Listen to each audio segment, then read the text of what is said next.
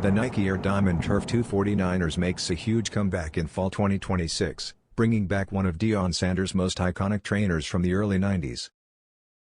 First launched in 1994 and last seen in 2012, this retro returns after more than a decade, fueling massive anticipation among sneaker fans and 49ers supporters. Nike stays true to the original formula with its standout black, white, metallic gold, and Varsity Red color blocking, each detail tying back to Deion's unforgettable run with San Francisco and his first Super Bowl victory. The classic mid-foot strap with the bold swoosh, premium leather-and-nubuck upper, and metallic gold mesh windows recreate that legendary Diamond Turf energy. Nike Air Diamond Turf stitched on the tongue completes the nostalgic feel. Dropping for $170,